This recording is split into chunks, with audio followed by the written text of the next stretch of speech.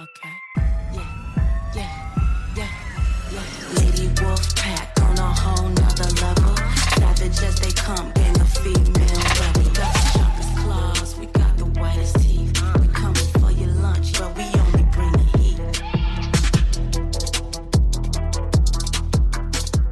Hey y'all, I'm Cassidy, the favorite daughter, obviously. And I'm Kim, her mom, her match, and the real reason she turned out halfway decent. Welcome to Mom's Favorite, the podcast where we laugh, vent, and overshare like it's our full-time job. Yeah. And we're coming straight to you from Austin, Texas, where the queso's hot, the opinions are hotter, and we don't sugarcoat a damn thing. You know, just think of us as Thelma and Louise, but only they're related and they have a podcast instead of a death wish. So go ahead and pour yourself something strong, maybe a margarita, get a little snack. Because here on Mom's Favorite, we got a lot to unpack.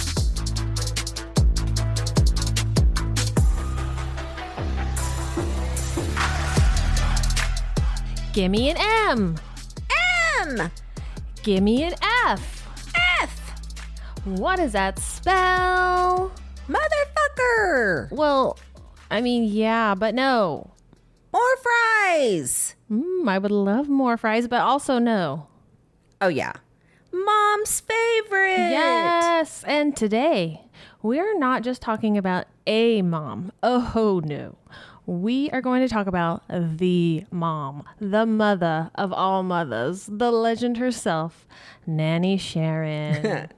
The woman who was equal parts wisdom and sass and would dish out iconic one-liners with a cigarette in one hand and a Diet Coke in the other. We're diving into her famous nannyisms, sharing some classic Sharon stories, and celebrating the absolute powerhouse that she was. My mom was a one-of-a-kind and the ultimate matriarch. So take notes, people.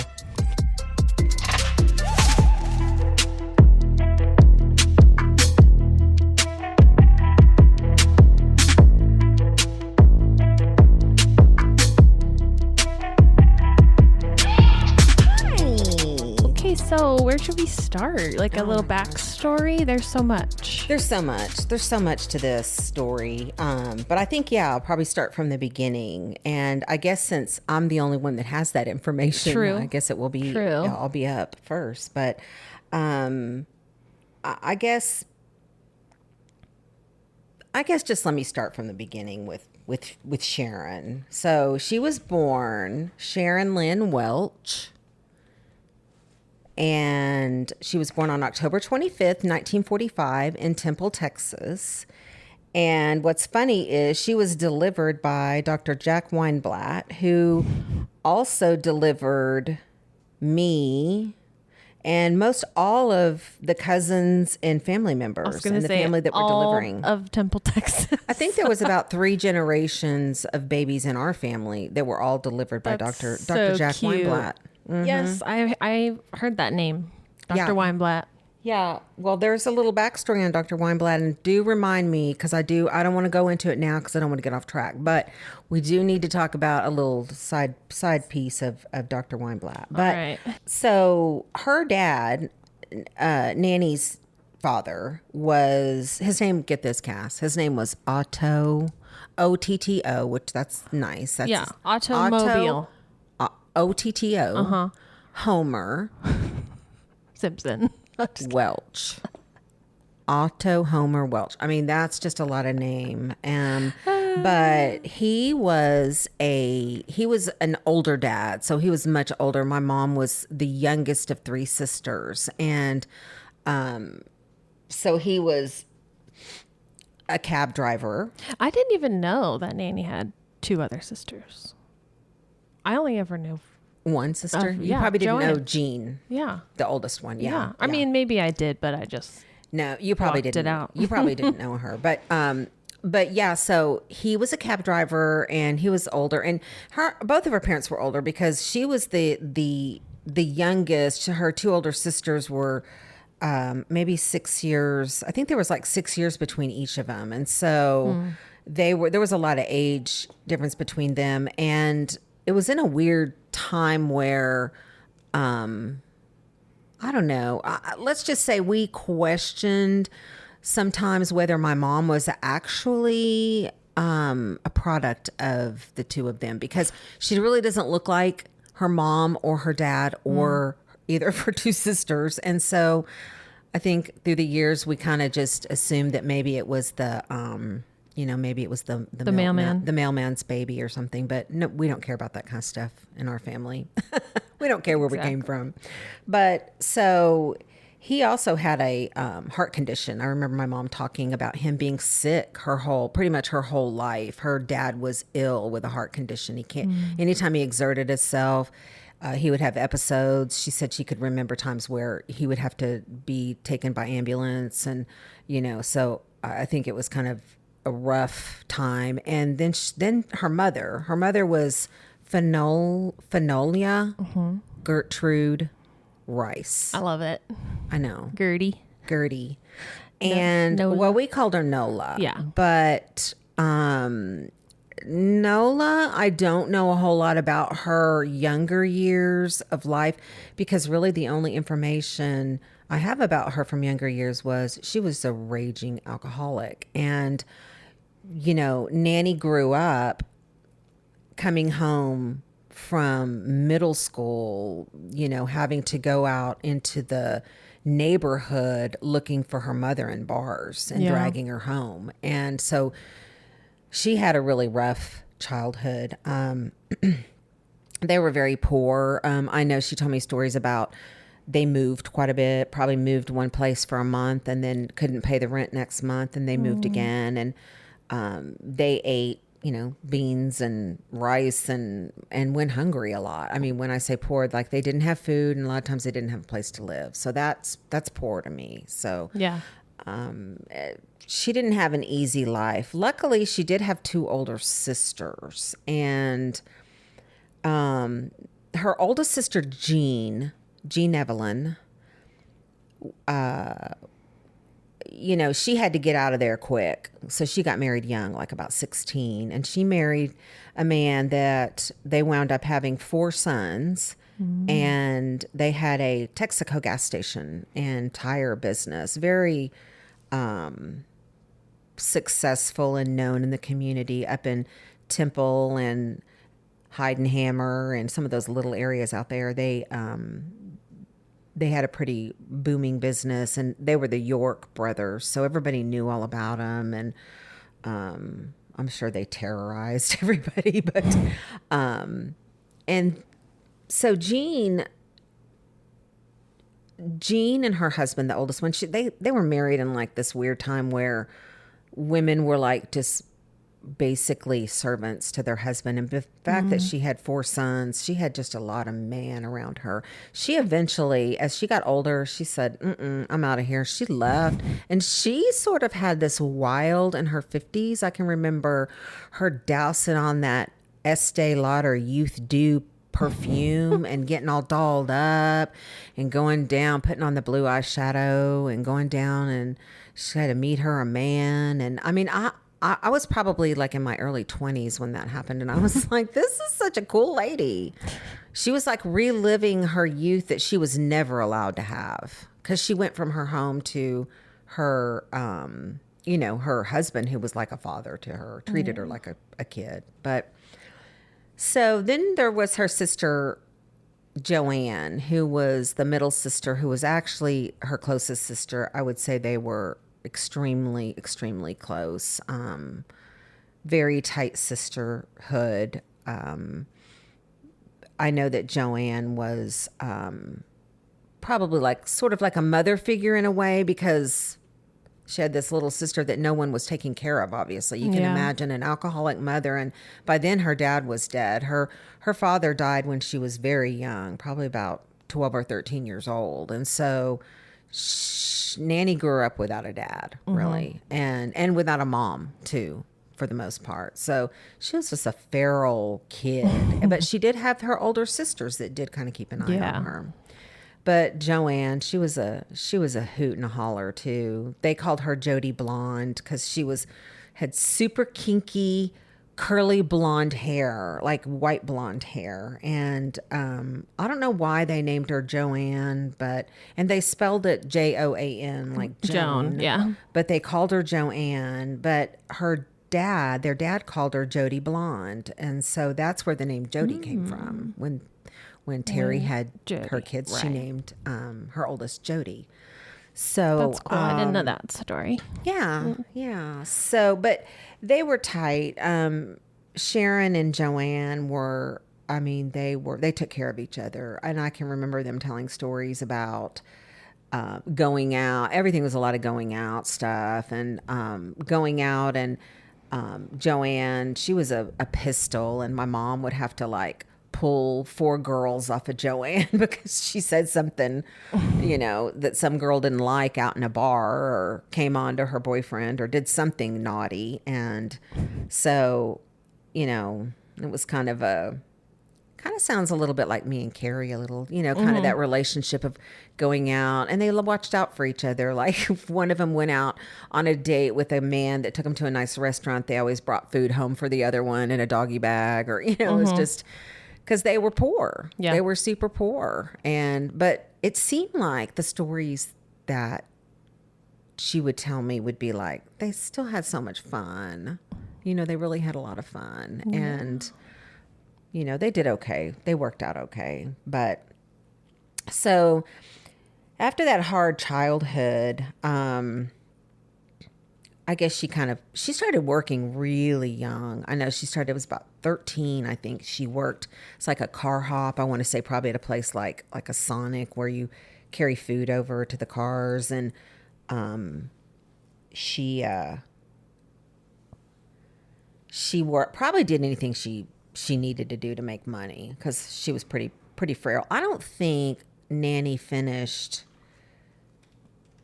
She probably finished the 9th grade. Mm-hmm. That was about the extent of her education. And then she had to go to work, I guess. She had to kind of support herself.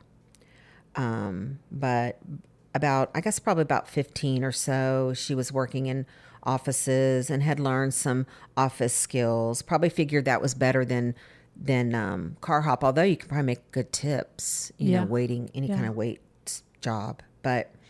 And then at 16, she got a job at Bell County working for a judge, Judge John T. Cox. And he was a judge in Bell County for many years. And she worked for him. I guess she'd like secretarial stuff or whatever she did. But I mean, imagine like a 16-year-old girl just going in and working in a county office. But somewhere along there, her and her best friend was Joan. Remember Joan? I don't know if you remember her. Joan had the big beehive blonde hair, huge hair, wore a lot of makeup, real, just some ciggy in a hand, and So they were besties, and they decided that they were going to go to beauty school. So they went to beauty school and graduated from beauty school and had beauty school dropout. No, they were not. Dropout. They were not.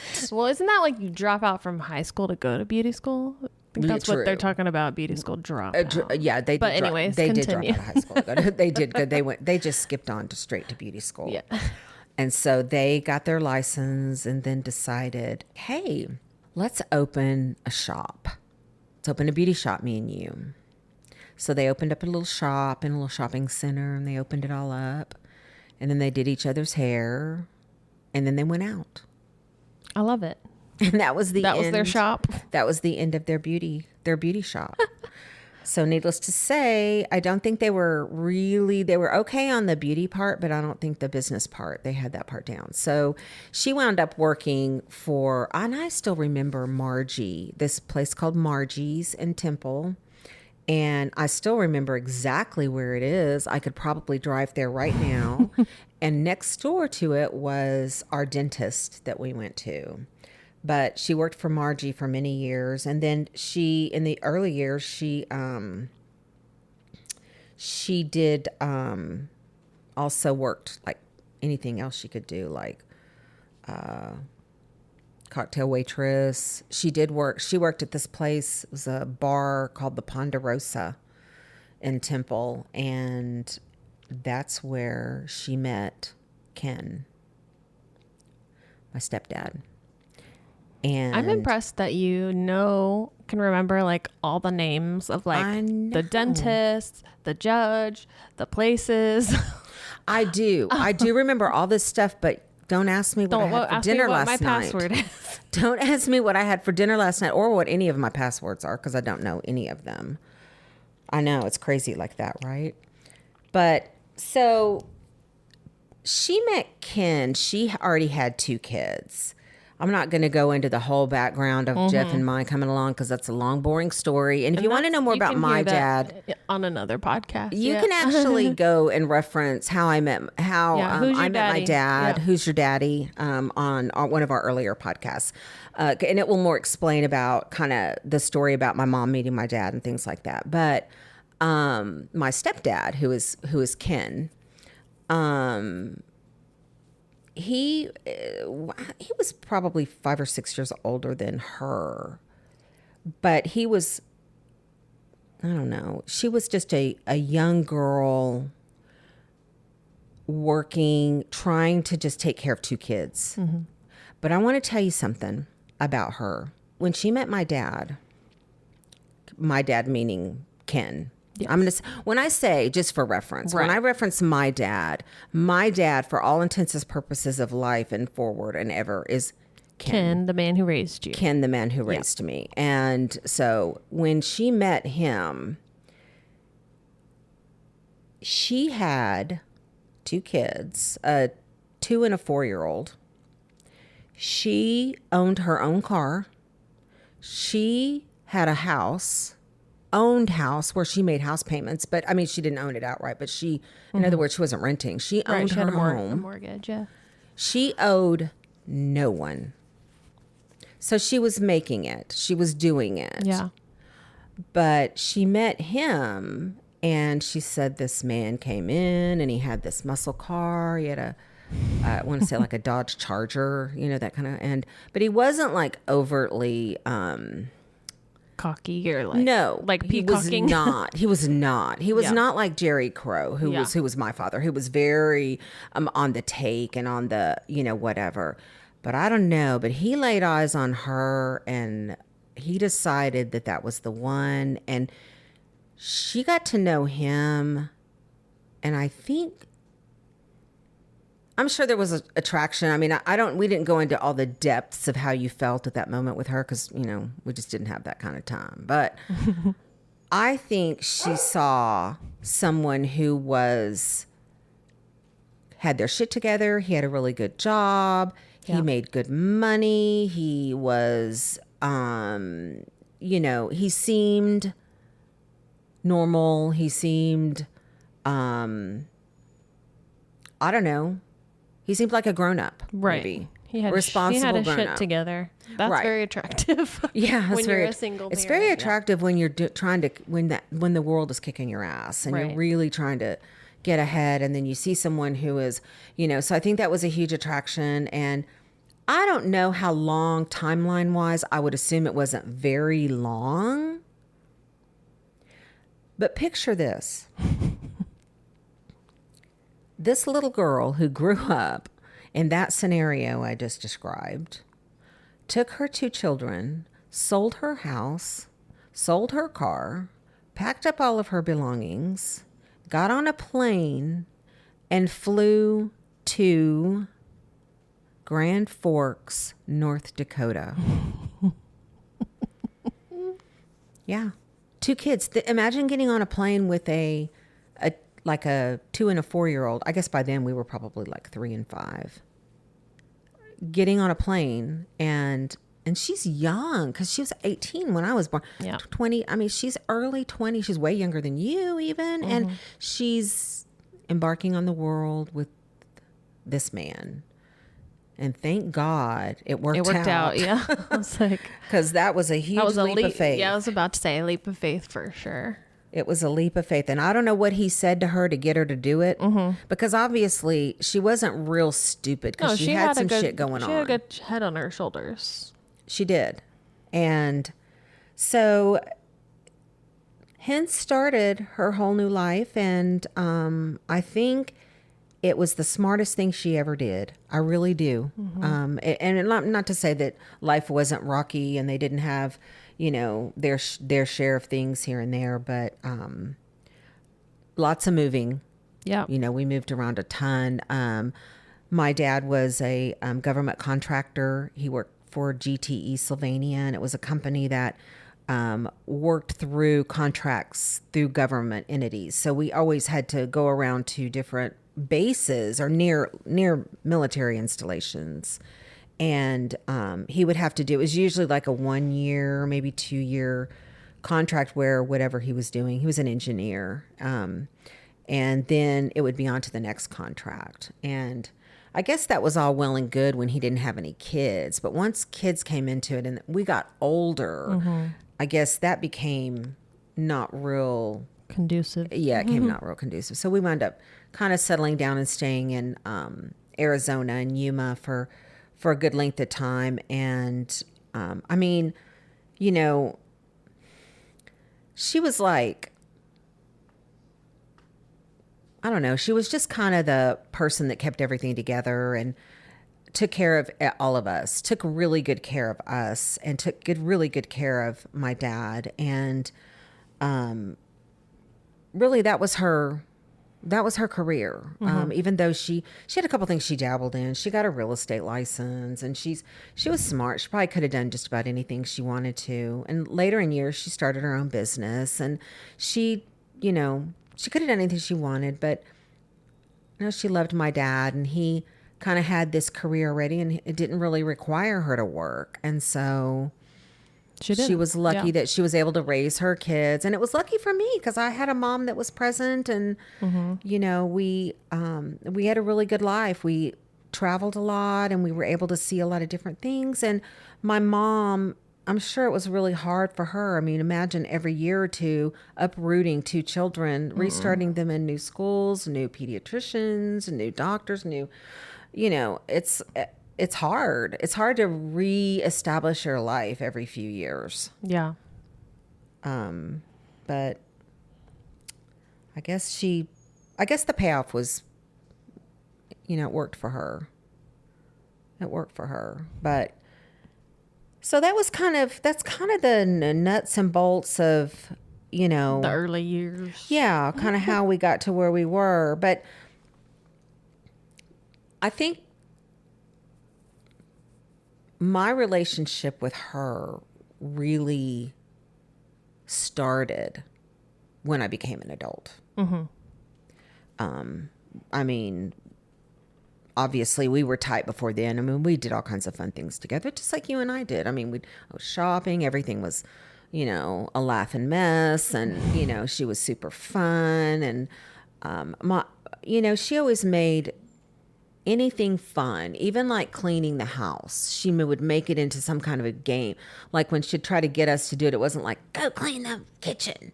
It would be like, we're going to draw numbers, and the one that draws this has to do this, and the one that draws this has to do this. And then, but there would always be a reward at the end, and then we're going to go to the movies, and so that's the way she got us to learn to do chores. And it was never punitive. I don't really remember being overly punished as a child. But I know that my mom did have a real difficult time with my brother. My brother I think he was damaged when so we laughed later in years and said we think that she dropped him on his head as a baby, but I don't know really what happened to him. I don't. Maybe nothing happened to him. Maybe that's just who he was. But I know that he caused my mom a lot of tears, my parents a lot of strife in their marriage, me a lot of feelings of resentment of having this brother that was constantly trying to cause trouble. And this was more in teen years. Right. Younger years weren't so bad. But I guess as my brother got older, he really, he rebelled quite a bit. And I guess if you asked him what his experience, and if you asked him what his experience growing up and my experience growing up, it would be two completely different stories. He viewed things completely different than I did with regard to our parents. I think a lot of it had to do with he had a relationship with his father more than I did. And I think that I don't know, he had resentments from that, or I'm not really sure what his problem was, but I learned early on that he and I were very different, and I would just sort of live my life my way, and then kind of like, you do you, buddy, kind of thing. But I know that my mom shed a lot of tears over him. There were a lot of, luckily he stayed out of any real trouble. He didn't wind up going to jail. Right. Luckily my mom didn't have to see her son die or anything crazy like that. But I mean, for a lot of years, she had a lot of sleepless nights worrying about him.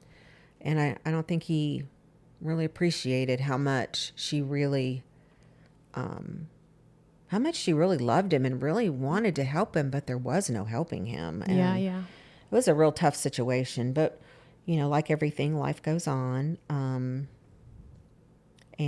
But I think the thing that maybe it made her and I closer, I don't know, but we bonded a lot over, Jeff and her dealing with them, and me as I got older trying to sort of help her deal with them, of course, because her problem then became sort of my problem a little bit. But I think there came a point where she really realized that this is all I can do, and he's an adult now, and he did meet Barbara and was able to sort of settle into some kind of life where it wasn't constantly on her shoulders to have to, pull him out of a mess. So I think that helped a lot, and she was able to have a good have a good empty nest life. And I love my mom's vivacious personality and just her love of life, and how she just was so funny, so hilarious, and wasn't even trying to be funny. That's what made it even more funny. Yeah. I think that she was kind of a cynical.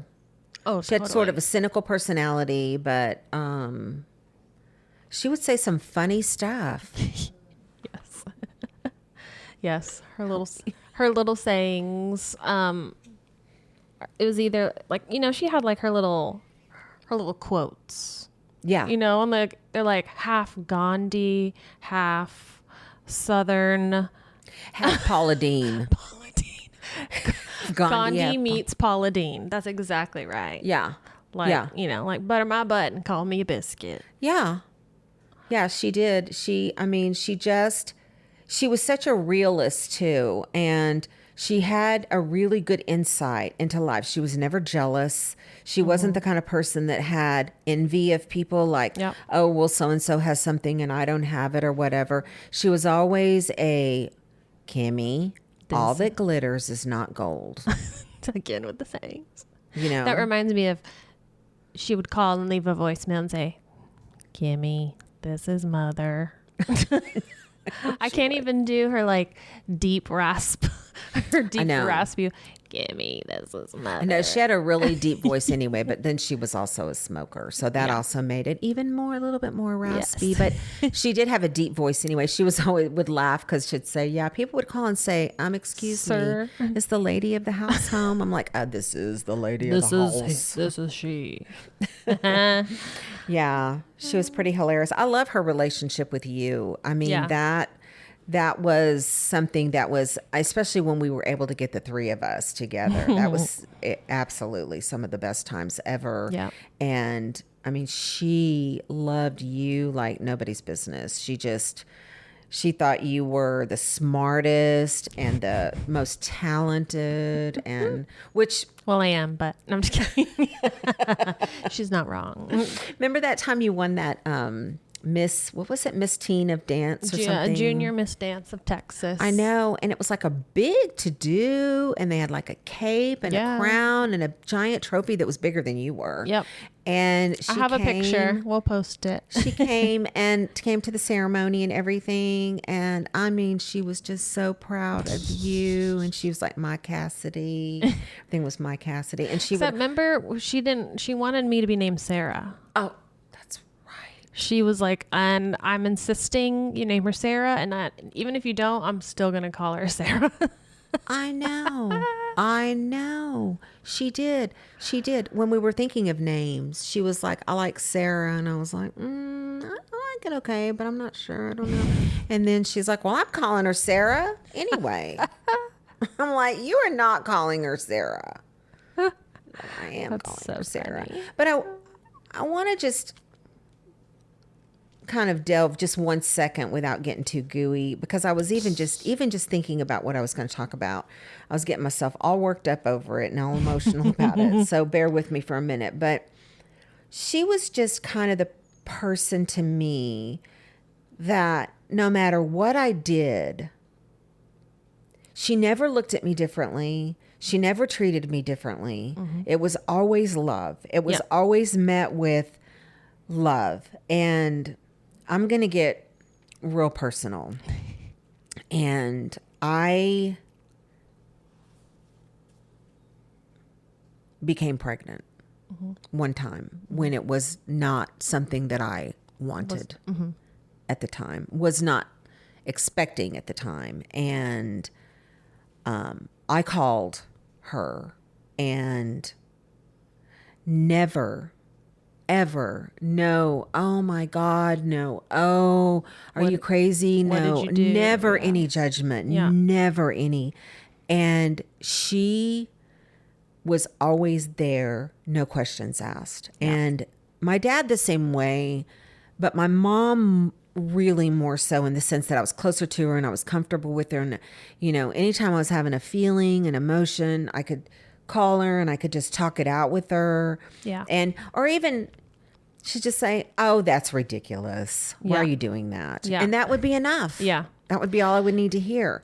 And times through my life where I did something stupid, or maybe I didn't do something stupid. Maybe just life hit me and I needed to run home for something. Yeah. And she was always there. Or you felt like you were doing something stupid, and she was there to be like, "Don't be silly." Yes. You know, like, yes. She was always very much like, I say a glass half full person, but that's kind of a basic description, but would like take any situation, whether it's hard or difficult, and just be like, "Okay, this is what's happening, and here's what we're going to do." Right. And we're going to have a smile on our face about it. Right. Right. And it brought comfort to you, because you knew that, you know, she was going to take care of it and she was going to be there. She'll know what to do. Yeah. And she was going to love you no matter what it was. Yeah. And that's precious. Ultimate mother. Yeah. I mean, when the word mother Yeah. was put in the dictionary, Yeah. I think there was a picture of Sharon Yes. there, because I think she really was. Yeah. And not to say that, you know, God, she made a lot of mistakes too. But she knew it, and she Owned up to it. She owned up to Yeah. it. And she thought, you know, if I had done this differently, and she was a human being, and she just did the best she could. And given the backstory of her life, Yeah. I think she did pretty well. I agree. Pretty proud of her. I agree. I'm pretty proud of her. But Agree. some of the things that we really loved about her was, besides being just like hilarious and just fun to be around, and she always loved to play a game. I mean, Yahtzee. Yep. God, we played Yahtzee Texas for hours. Hold'em. And then, I mean, it got competitive, because all of us are very competitive. Yeah. But she loved Vegas. Yeah, she was a gambler, and I blame her for our love of all things Vegas gambling. I know. Even like bingo, scratch offs. I know. I mean, because she taught me how to play Texas Hold'em when I was like 8 years old. I know. Let me tell And that story. Yeah, I was because gonna say, and there's a story. I'm like, okay, so mom, as sweet as she was, came. You had, I think, chicken pox. Yeah. You had chicken pox. And this is the old day, people. Let me explain how this used to work. In the old days, they got a disease called chicken pox. There This was is no before you had yeah, a shot. There was no shots. And all it was, I'm just here to tell you, all it was you got a couple of little bumps on you. They look like mosquito bites. They're you were itchy. And you get to stay home for a week and eat ice cream. And in our case, you get to learn how to gamble. Yeah. So I go to work and I leave my mom with Cassidy and I'm like, yeah. I come home. It's like 5:30, 6 o'clock. And there they sit at the kitchen table in their pajamas eating Halloween candy. I'm like, where'd you find Like a Halloween year old. candy?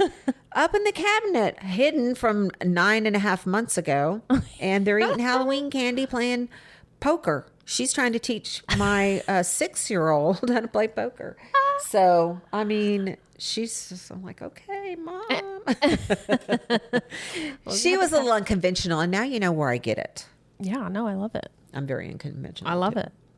But in that time, there was one time where you were little. You were like, I don't know, maybe 3. And I left you over there with her. And I mean, she didn't keep you a whole lot because we didn't live in I lived in San Antonio and she lived in Temple. But Yeah. if I'd be up there and I'd say, go do something, I'd leave you there. And then, so I came back one time and you were literally freaking bouncing off the walls. And I was like, what on earth? Did you give her sugar? And she's like, no. All she had was 3 Diet Cokes. I was like, oh my God, Mom. 3. Diet Cokes. What the hell? There's no sugar. It's the caffeine. So That is so funny. Yeah, she was pretty. I love it. Of course, she would have given you anything. She'd have given you 4 if you'd asked for it. Yeah. You know, she just would have. She'd have given you anything. I have like just some of the best memories of like the times when I would spend like a weekend up with her, like just her and me. And even when you were there with us too. And like, it was just like the little things that we always did. Like we always watched Gypsy, and I also blame her for my love of like musicals. Oh, So, yeah. Gypsy, and that's still one of like my favorite movies and musicals. And Hello, Dolly. Hello, Dolly. And I also blame her for my love of like horror and scary movies. And so we would always watch scary movies and eat TCBY, and she would always get sticky walnuts. the same thing every time.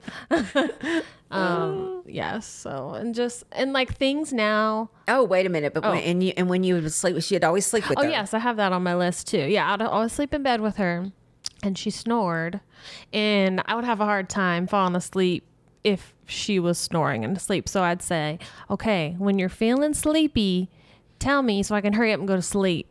And then a little time would pass and you could go, Cassidy, I'm getting sleepy. Because she was pretending I know. so that you'd hurry up and go to sleep so she could have a party in the bed. She'd say, I'm in here, Cassidy's asleep next to me, but she sleeps so deep that I could just sit here and have a party next to her and she'd never wake up. It was true. That's so funny. I know. And still things like that I see and hear now, like immediately think of Nanny. Like always, I love Lucy. Oh, yeah. Like she is Lucy. She is. Red hair and everything. And just like the hilarity of it all. Yeah. Yep. Yeah, well, she loved that too. She loved I did. Love Lucy. She And, did. and she also loved Golden Girls, and that's Yep. where you kind of I got love that Golden from Girls, too. Because you love you some Golden Girls. But yeah, she loved that. And then we'd go to bingo. Yep. And we'd always just make like a whole night of it. It was so much fun. And we'd just laugh. And Yep. and I'm telling you, we were lucky. We would win all the time. One time we won bingo twice, her and I. Like I won once and she won once. And we wound up leaving with like $1,500. Yeah. In And one night of time bingo. they won the same bingo and both called bingo. And then my mom said, I can yell my own bingo. And Nanny's like, no, I got one too. Yeah, he did. Like, don't yell bingo for me. And just like, well, I got my own bingo over here. Speaking of bingo, we had to split the pot between us. We remember both had that one bingo. time at bingo when that lady's dauber broke? And it was like getting everywhere, but she was still frantically trying to dab her card. And you were just like, I'm still dying. I could still laugh for 20 minutes over that. I know. Because I can still picture that lady, her whole ink dauber spilled out over all of her paper cards, and they were all like saturated with this like red ink. And so she was still trying to play with like a blue marker. I'm like, is she for real? Is she really doing this? And I was trying to, and she was right next to us. So I didn't want her to see that I was totally laughing at her. And so I was like, I'm so sorry. That's awful. That's terrible. I'm crying for you. Oh my God. Oh my That's gosh, so that's funny. terrible. I know. And every time we're at bingo and like, cause you know, it's mostly a bunch of old people and someone would like have a coughing fit. I was always like, oh, someone's dying over there. Oh, Delilah's joining the party. Hi, Dee. Yes. Crazy. yeah, so Yeah, I mean, bingo. Oh my gosh. That was like, and we talk about bingo because we went all the Yep. time. Sometimes we'd do a whole weekend of bingo. Yeah. Remember, we'd go like Friday Bingo, night, yeah. Saturday Late night, night bingo. Sunday, Midnight bingo. Yeah. like midnight late- bingo. Oh my God. Remember speed bingo? Yeah.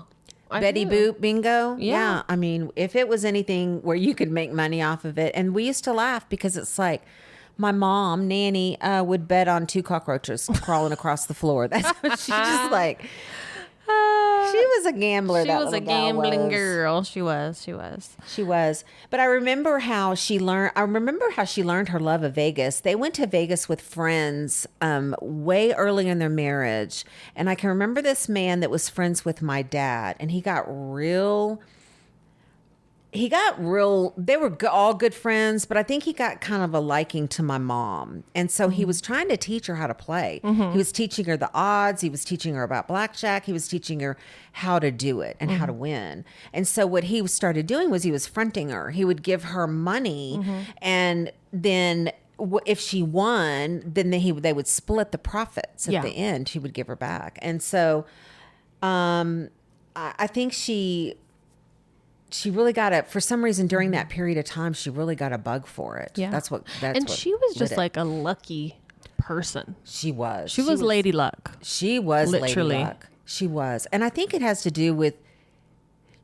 I'm sorry. She was just a really good person. Yeah. And when you're a really good person like that, good things happen. deserve for some you. luck. You do deserve Totally. luck. You totally deserve it. And she would like go, okay, so like y'all would go to like Shreveport a lot. And she would like always get her nails done and to get like little dollar sign charm. I It was know. like a whole Yeah. whole thing. Little dollar sign charm nails, green for money, you know. Yeah.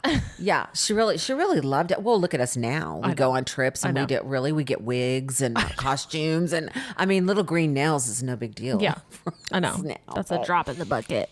Yeah. Yes. She did. She really she loved it so much. And luckily, because she married my dad and she was able to have that life. I think if she had stayed in Temple and continued on her trajectory, maybe, I mean, who knows? Nobody knows what your life would have been a different way, but I think it went the way that she wanted.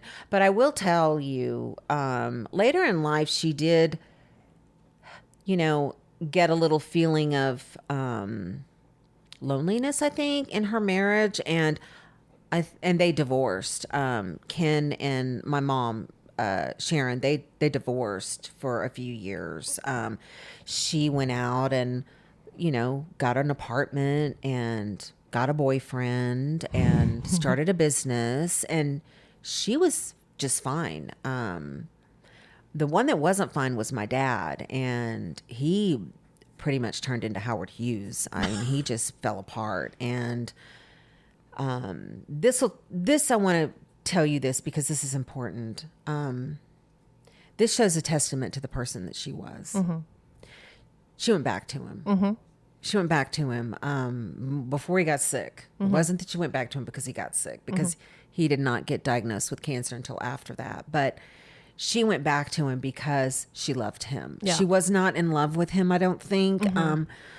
And he... But she loved him and saw he was struggling. Yes. Probably, and wanted to... She just tried to go and have a life that she wanted to create some happiness for herself.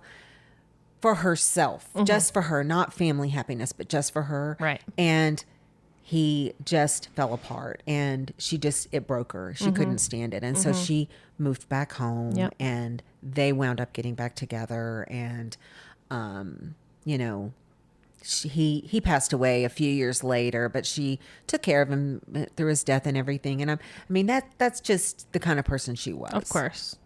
In their relationship, this is kind of the sum of it. And I think Leticia Marquez, who was here last week, episode, yeah. I think she really hit the nail on the head. And she said something that really struck home with me. And I think it's important to know that my dad, Ken, he adored her. And she admired him. She admired and him. respected him. She admired him so much. And he would have done anything, and would and did anything in the world. He was in Mensa. He was an enormously smart man. Mensa is like this society of very intelligent people. And it's something like geniuses. You have to like a genius IQ to be a part of it. And, Yeah. I mean, he absolutely adored her. And he evidently could handle her too. So I love that so much. Yeah, I agree. I love that. When Letty said that, I know. oh my gosh, I was like, You even wow. said that sounds familiar. That sounds very familiar. Yeah. That's nice. But so what else can we talk about? I have some things. Oh, yeah. Okay, they might be kind of random, but it's okay. So first of all, Nanny had a great rack. Oh, Nanny did have it. Didn't she? And she was not shy about showing them. She did have a great rack, and it was all on natural. Yeah, and she told me the secret was never go without a bra. It's true. Yeah. She told me that too, and she told me even to bed. Yeah. Which I unfortunately didn't really listen to much because it's yeah, so I mean, hard I to hate a sleep in a bra. But she did say that. I know. She did. I love it. She had a great rack. And Remember how she used to walk around sometimes and she'd go, "Not bad tits for 50." Yeah. Or whatever, Yeah. whatever age she was. Yeah. And it wasn't like she ever walked around naked. She didn't. But No, if but she just happened like to be changing, Yeah, she you wasn't. know? She wouldn't like hide to change. But yeah, and she always wore velour track suits. She did. little velour jumpsuits. She was ahead of her time. That was They're like back her going in. out outfit. I know. Yeah. Little kids. Yes, and like we said, she was a hairstylist, and she had red hair, but she had to dye it. And one time she dyed her hair pink, and she did leave it like that for a little bit. It was a look. She did. That's what I love too. She didn't care. She Yeah. didn't really care what anybody thought she about just her. took anything and be like, well, we're gonna make this a thing. an on purpose thing. Okay. Yeah. And then that's how we got the term glue your hair, because she would dye her hair and y'all would dye your hair. And I was little and I'd say, putting glue in your hair. And so then now, henceforth, it was forevermore. I got to glue my hair. Right. Yeah. I'd call her and I'd be, "What are you doing?" She'd be done. "I'm gluing my hair." Yeah. And we knew she's coloring her hair. Yeah. And one time she put those little tiny perm rods in my hair. And I slept with them. That was so funny.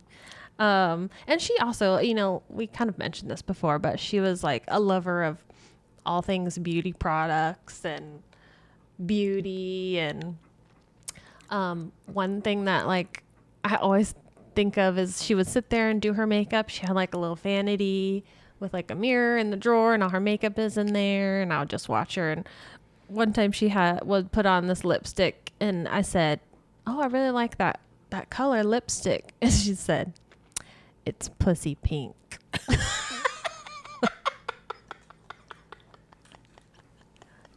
And that's just the kind of lady she was. She was not scared to say pussy. Oh, no. She was not. No. And she didn't have a trashy mouth. No, and she would just like without missing a beat, you know. She would just say it. She would. You know? That's what it was. That's why it was so funny. Oh my gosh, pussy pink. I know. I need to take a break for a minute. Funny. Oh my gosh. And then she she got older. I always laughed because I said she was tremble. She was trembly, like her little.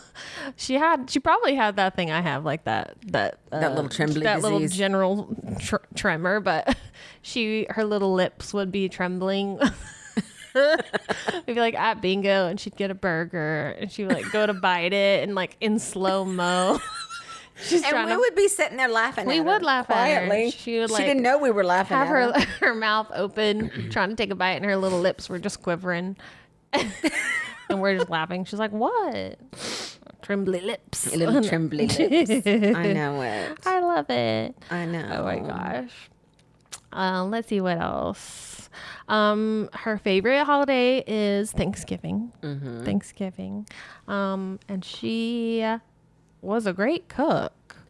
I mean, still to this day, it's like, The recipes are living on through me, but my worry is they're dying with me. I know. Let's do this year. Thanksgiving. I'm gonna like record. I was gonna say you need to videotape my Thanksgiving because I'm feeling like that. I don't know how many more I have in me. I may have to pass the torch. I may have to pass the turkey leg to you. Pass the wishbone to you. And she had like her little signature dishes that we always like loved, like chicken and dumplings and navy bean soup, rhubarb pie. Well, I mean, I didn't like rhubarb pie, but y'all did. And she would like make it and be eating it and be like, "This is the worst rhubarb pie I've ever made," but then just eat the whole thing. Yeah. This is the worst I've ever eaten. This is the worst. Just eat it. This is the worst one I've ever made. Yeah. Eat it all. Yeah. So what else? Well, she loved. Remember when you got her that cat? Yeah, I was about to bring up the cat. Oh my gosh. Okay. So she wanted a cat. And so, well, she really didn't want a cat. We were talking her into it. We were like, "You need a cat." She kind of did. Yeah, and we were like, that as and we really wanted her to. So we were trying to talk her into it. We were making her want a cat. And so then it was Mother's Day, and I was like, "Well, I'm gonna get her a kitten for Mother's Day." So I went, got a kitten. Well, then, long story short, she was like, "Well, I don't want a kitten. I want an adult cat." And then I ended up keeping the kitten, and she's still alive. She's like 19 years old. she's still kicking. But she ended up going to like the animal shelter. Mm-hmm. We went to Mama Dog Lane. That was the name of it. Mama Dog Lane and Temple, and we were looking at the cats. Yeah, and wasn't there one named Caution? No, that wasn't the name, but there was. It had Caution on the cage. And then y'all called it Caution. I know, because I'm telling you, I don't know if you've ever seen some of those cats at the some of them are mean as mean, and they were like. And so anyway, there was one, I said, I don't think this one would be a good fit. Anyway, she found her a little cat named Annie. Yeah, and this cat was her. In cat form. It really was. She changed the name. She changed it to Sadie Bell. But that cat really did. And it really did.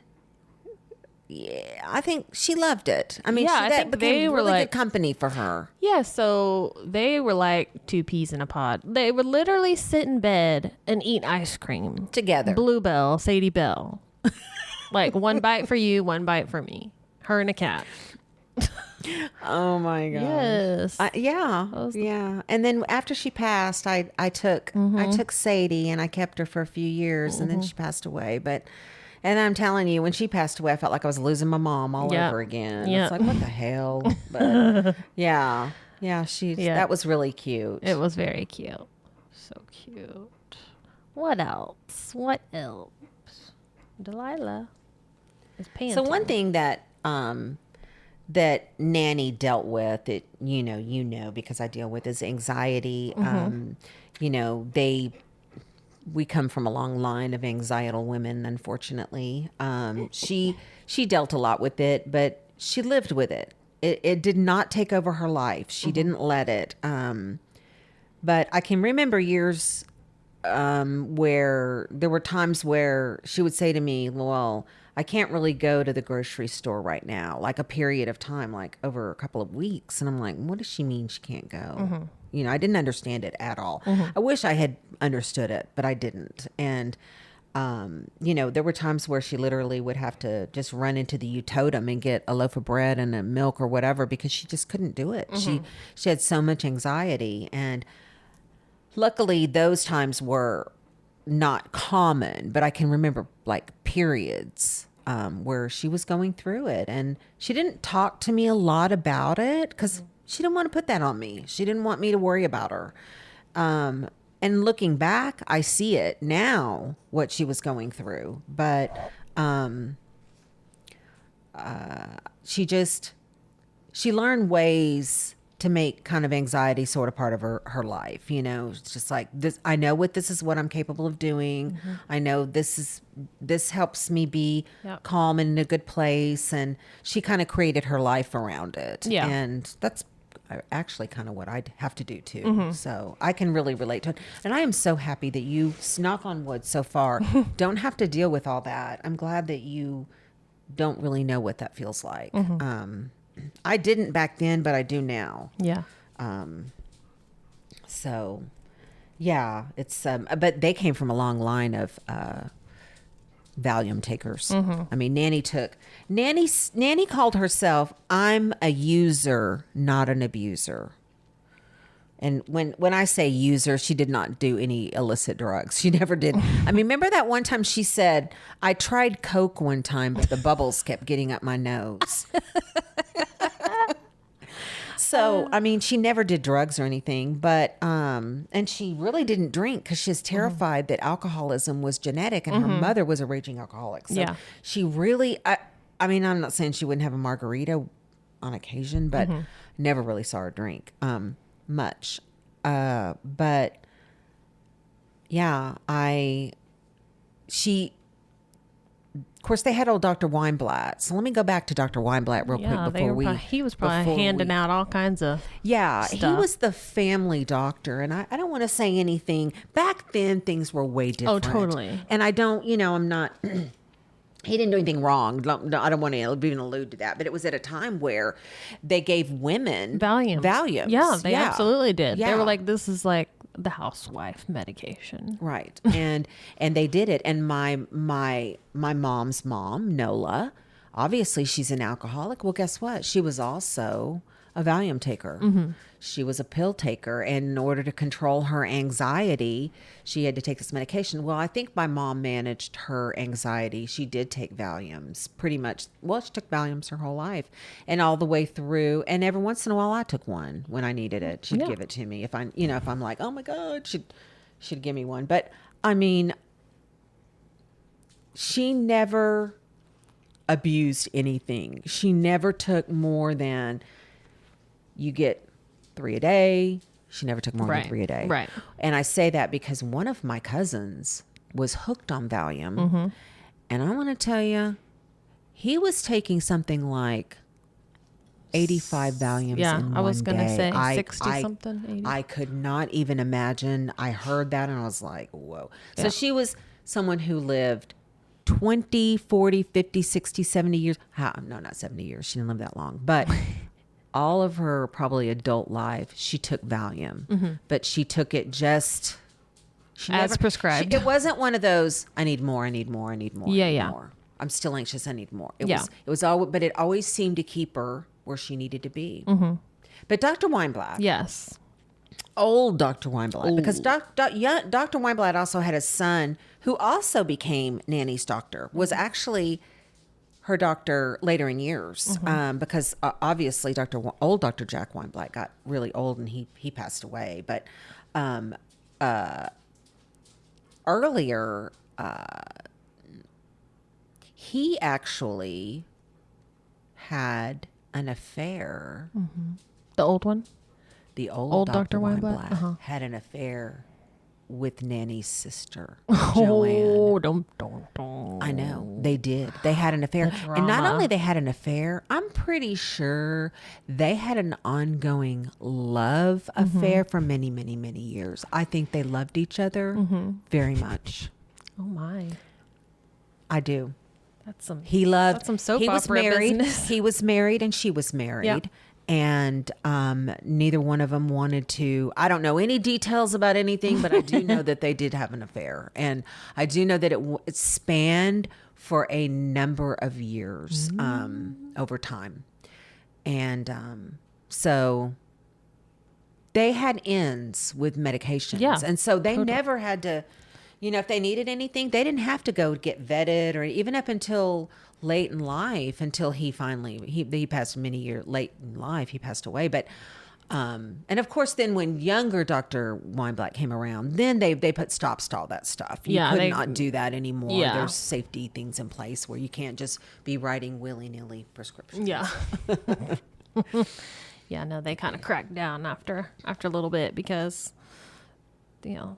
places were handing them out like Starbursts. I know. But she was a smoker. She was a smoker. That was her vice. That was her vice. And you want to know something too? She never, ever, ever tried to quit. She never said, I want to quit. She said to me, I need to quit. She never said I wanted to quit because she never wanted to quit smoking. And she knew, she would say to me from time to time, these are going to kill me. And she would be holding a cigarette in her hand. And, probably from the time I was a kid, because I had two smoking parents, in my mind, I already had them buried. I already had visions of seeing both of my parents in a hospital bed and me living through their death. And I'm sorry, I don't want to be that person, but I just was. And I just knew that they were going to die from it. And they both did. They both died from smoking. Yeah. Well, and it's sad because when they were young, smoking was advertised as like safe, good for you, safe. That's it makes you fancy or whatever. Yeah. Or these are fine. Yeah. These are fine for you. And they're not. They weren't. And when she first got sick, I kind of, she kind of started losing her voice. And in the beginning, I tried not to panic too much. Like, this could be just about anything. You could just be, allergies, whatever. Yeah. But as it kind of went on, and I think she kind of knew, she knew her body. That's one thing about her. She's very in tune to herself. Yeah. So she knew probably way before she even, because I'm sure, I know when I drink soda, I know it has negative effects on my body. So she knew that too. And, but I can remember the day that she had gone in to get like an MRI or something. And I went down to stay with her. And I didn't go to the MRI with her, but I went to her when she was going to go get the results. And we were in the car. And she just took my hand and she said, this isn't going to be good. And I said, I know. And I just told her, I'm okay. Whatever it is, I'm here and we're gonna be okay. Yeah. And it wasn't good. Yeah. And she did a round of chemo. I think just for me, I think she, I wanted her to fight, but I think she had kind of already given up. She kind of knew that her days were probably limited with smoking all her life and, anyway. So, she did the one round and she's like, I don't want to do that. And I don't even think she had really horribly bad side effects. I just think she knew the outcome was going to be the same. And literally, I think she died 2 months later. She lived about once she got diagnosed, I think she only lived about 3 months total. Yeah. It was already advanced. Yeah. I think she knew before then, but yeah. And from that point, when I'm in a crisis, Cass, something switches off in me and I become all about business. And I turned into this turn off emotions completely. And I started spending like every weekend. I would go every weekend up there. We'd go to bingo. We just did life as normal. We lived life as normal. We weren't going for treatments. She wasn't terribly sick. So we were still able to, do a lot of stuff, which was wonderful. And, once it got to be to the point where, I had Jake was kind of young still. So I couldn't, let's see, what is he, about 10? And she died in 2010 and he was 10. So, but one thing I have to, Egon was just a champ because he just really said, and we have a busy practice and we've got a kid with autism. So it's not like we didn't have a lot going on ourselves, but he's like, he said, just go. Do it. You spend every minute with your mom. You do what needs to be done. You take care of her. And I did. And once it got to be about, I don't know, she got kind of bed bound and I knew she didn't have a whole lot of time left, but we had hospice. She made me promise, I don't want to go to a hospital. I don't want to, I don't want to die in a hospital. I don't want to go to a hospital. And I said, you are not going to a hospital over my dead body. Yeah. Because that's the person I was for her. Whatever you want, that's what we're going to do. If you want to get on a plane and go to fucking Hawaii right now, that's what we're going to do. And so we stayed at home and we'd do what we did when you were little, lay in bed and eat TCBY and watch, Golden Girls. Yeah. And, it was lovely because, knowing that you only have a certain amount of time makes you more in tune and, you say the things that you feel, and I think that gave us that time to and it didn't seem like it was a real sad time. Maybe I was just pretending like, oh, it's, it's all good. Yeah. But my mom was you were Christian. Just coping. Yeah. And she was a Christian lady. So she believed in God and believed in, afterlife and everything. So, and I don't think she was really afraid of dying, which gave me comfort. She had some peace. Yeah. She was at peace. She was really at peace. And, there was a certain amount of peace that I got out of being able to kind of share her final time with her. Yeah. Having a moment. You're allowed. Having a moment. No. It's okay. I don't know why. It's okay. Anyway, so yeah, that was just rough. Yeah. It was bittersweet. Bittersweet because when someone's dying. Yeah. This sounds really gross, but you just kind of want to get it over with because Sure. No, it makes sense. In some ways they're suffering. Yeah. She was not suffering. She was not suffering. Sorry, I'm getting all emotional here. I'm going to try to take a moment here to chill. She definitely was not suffering because I just would not let that happen. I mean, anytime she made a sound, I was like fentanyl patch on her. Just line them up.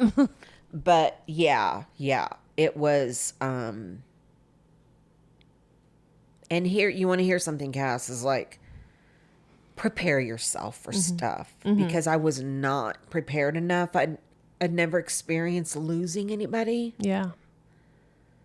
I mean, we lost my dad, but I don't know. You just don't have the same feelings as you do for your mom. But no offense, dads. But, we had the same DNA, Yeah. Well, and you're just so close. So. Yeah, but anyway, so yeah, that was it's part of life. It's part of something that eventually it's the shitty part of life. It's the shitty part, but it's something that we all, I don't care how old you are, well, I do, as an adult, you are going to lose someone and you're probably going to be a part of it. It's going to be someone close to you, someone that you're going to have to see suffer or hurt, and it is a hard thing to deal with. But it's you do get over it, and you do get past it. And I know I'm getting all emotional, I'm getting all breakdown right now. It's only because We're talking about we're talking about it. And it, like, for a moment, it kind of takes me back to that moment. Yeah.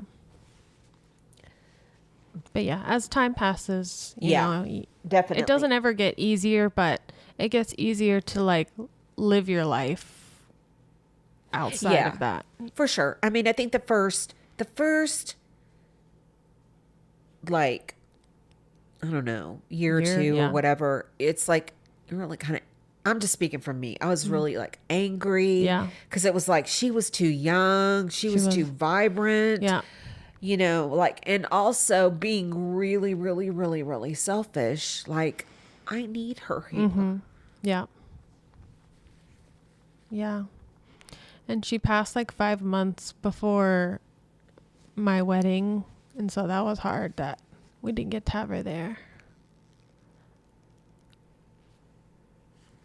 But before I came to record this, I told Dave that, you know, we're going to record the Nanny Sharon episode. And he said, she would be really proud of y'all.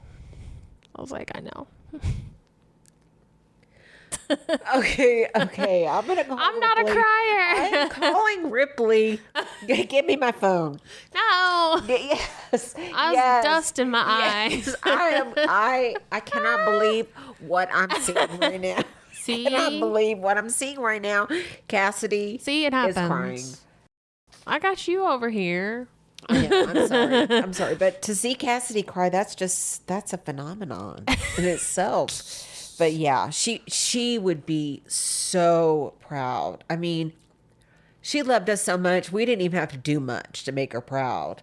But she would be very proud, and she would be proud of Jake and Cannon and Shep, and she never got a chance to meet her great grandsons, but I feel like she's here, Cass. She's here. Too. She's with us. She's one of my spirit guides. We talk about spirit guides with Nicole, the psychic lady, and I 100% believe that Sharon is my spirit guide, and she's watching out, and she's talking to me, and she's guiding me, and she's laughing at me, and all of the things. Yeah. I think so too.